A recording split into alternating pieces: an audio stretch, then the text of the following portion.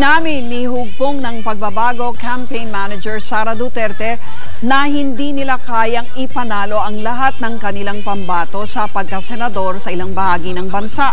Hindi rin daw suportado ng presidential daughter ang federalismo na isinusulong ng kanyang ama. Umaaksyon si Mayan Los Baños. Hindi madalas puntahan ng mga kandidato ang Sulu at Tawi-Tawi. Bukod sa kukonting botante, issue rin ng seguridad dahil kilalang baluarte ito ng Abu Sayyaf. Pero ngayong araw, dinayo ng ilang kandidato ng hugpong ng pagbabago ang Hulo Sulu at Bonggao Tawi-Tawi. Pero ang talagang tinilian ng tao, ang aktor na si Robin Padilla na kumatawan kay Bongo. Aminado naman si Inday Sara na kahit malakas ang mga Duterte sa Mindanao, hindi siya umaasa na mananalo ang lahat ng pambato ng kanilang partido.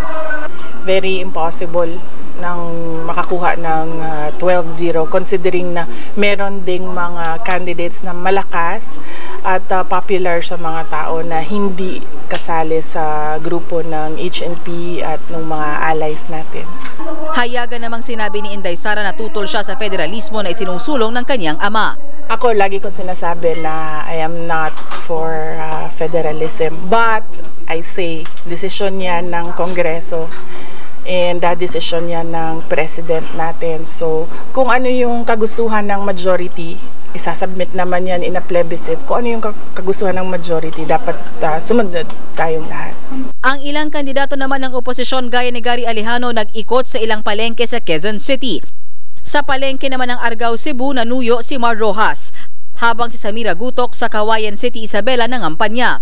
Sinuyod naman ni Senadora Grace Poe ang Isabela at Cagayan. Sa mga mall nag-ikot si Attorney Larry Gadon, habang si Rafi Alunan nagbahay-bahay sa Maynila kasama ang state ni mayoral candidate Isko Moreno. Umaaksyon Mayan Los Baños, News 5.